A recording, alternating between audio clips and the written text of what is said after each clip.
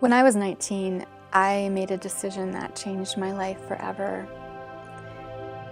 After that time, I lived for a very long time in a dark place, a place of shame and guilt and of great fear.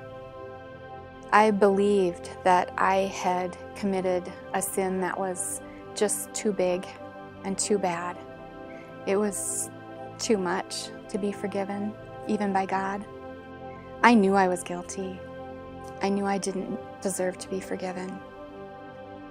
And so I lived for a long time in that dark place. Now, people around me didn't know that. I hid it very well. I cleaned my act up, and I tried so hard to be a good person, thinking that somehow, if I could just be good enough, that maybe that good could outweigh the horrific bad in my life. I even managed to fool myself a lot of the times. I would go along just fine, and then all of a sudden, this intense fear would come crashing back into my life. Fear that God knew, and that He was just waiting to strike back at me.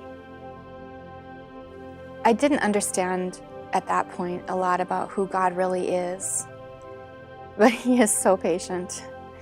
And He quietly started to bring truth into my life. Truth about who He really is. And the truth about sin and forgiveness and grace and mercy. And slowly but very surely, I started to realize that when God sent His Son to this world to minister and to suffer and to die, that was for me too. It wasn't for all the good people. I wasn't excluded. And it didn't matter that the name of that one particular sin was abortion, as ugly as that is. What mattered then and what matters now is the name Jesus.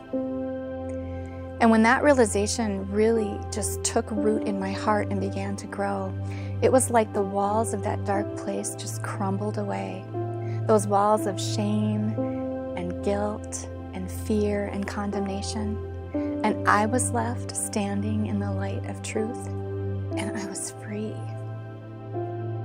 So I sit here and share my story because I know that there are so many people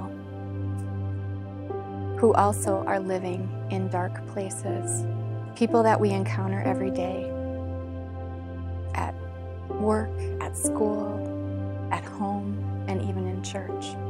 I sit here today to share my story and to say with great certainty that I am forgiven and I am set free by the shed blood of Jesus.